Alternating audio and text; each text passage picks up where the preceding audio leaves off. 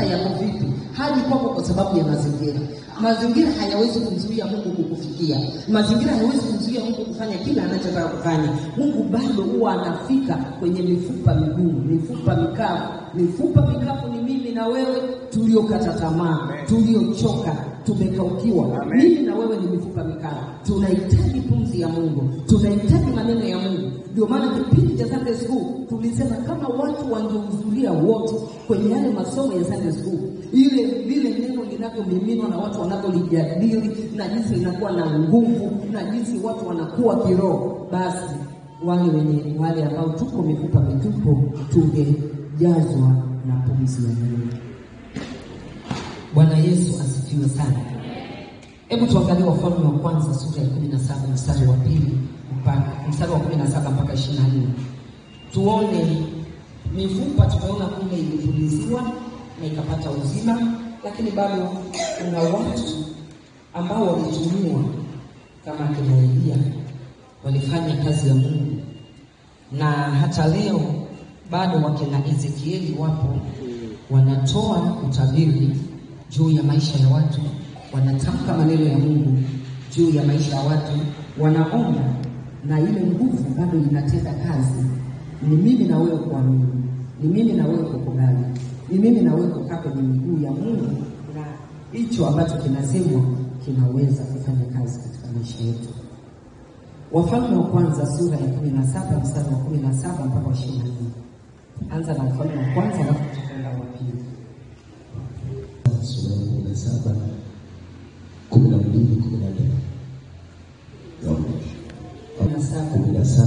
17.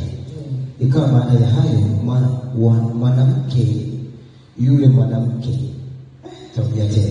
ikawa baada ya hayo mwanawake yule mwanamke bibi wa nyumba ile akaugua, ugonjwa wake ukazidi hata akawa hana pumzi tena. Akamwambia Elia, nina nini nawe mtu wa Mungu? Je, umenijia ili dhambi yangu ikumbukwe ukamue mwanangu? Akamwambia, nipe mwanao. Akamtoa katika kifua chake, akamchukua juu chumbani mle alimokaa mwenyewe, akamlaza kitandani pake.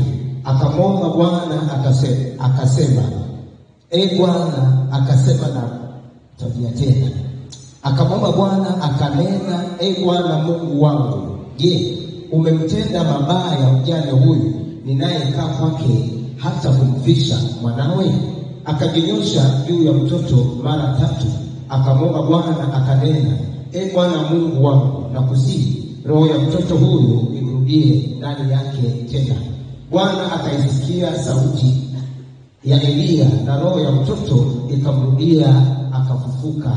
Elia akamtoa mtoto, akamchukua toka orofani mpaka chini ya nyumba ile, akampa mama yake. Elia akanena, tazama mwanao yu hai. Mwanamke akamwambia Elia, sasa najua ya kuwa wewe ndiwe mtu wa Mungu, na ya kuwa neno la Bwana kinywani mwako ni kweli. Amen. Neno la Bwana kinywani mwako ni kweli. Tunaona pumzi ya kuinua mifupa iliyochakaa. Tabu aliyokuwa nayo huyu mwanamke baada ya mtoto wake kufa, hakuwa vizuri, alikuwa na hali mbaya, lakini tunaona neno la Mungu ni pumzi iliyo hai. Elia hakuwa na pumzi ya kuweza kumwamsha yule mtoto, na ndio maana alitamani kwenda kukaa sehemu ya siri. Alijua hawezi kuwa na ujasiri wa kukaa katikati ya watu. Akasema, nipe ule mtoto nipande naye foto zake, niende nikazungumze na Mungu, niende nikamwambie yeye anipe uzima, nitamke neno alifufie, nitamke neno liwe na nguvu. Elia aliomba, na tunaona yule mtoto akatoka kwenye umauti, na yule mtoto akawa mzima. Hiyo ilikuwa mifupa mikavu iliyokuwa imechakaa, haikuwa na nguvu, mifupa ya kuogopesha. Mtu aliyekufa ni mifupa iliyoogopesha. Mtu mwenye shida ni mifupa inayoogopesha, inamhitaji Bwana. Kwa hiyo Bwana tunaona anapotamka akasema, nipishe niende kwa yule mwenye pumzi ya uzima. Mungu wetu ana pumzi ya uzima. anapokuja kutusaidia sisi anatusaidiana. Tutamtafuta wapi Elia hadi aombe kwa ajili yetu? Elia hayupo, bila tunalo neno zaidi ya Elia. Lipo neno la Mungu ambalo linapumzi. Wakina Elia tupo, tukilitamka hili neno kwako, tunapolileta kwenye hiyo mifupa mikavu, tunapolileta kwenye hiyo uhitaji mkavu ambao ni sawa, tatizo lako ni sawa na mifupa mikavu ambayo inaonekana ni kama haiwezekani. Mifupa mikavu ni kitu kinachokatiwa tamaa na watu. Mifupa mikavu ni kitu ambacho watu wameshavunjika moyo na kusema ugonjwa huu hauponi. Hali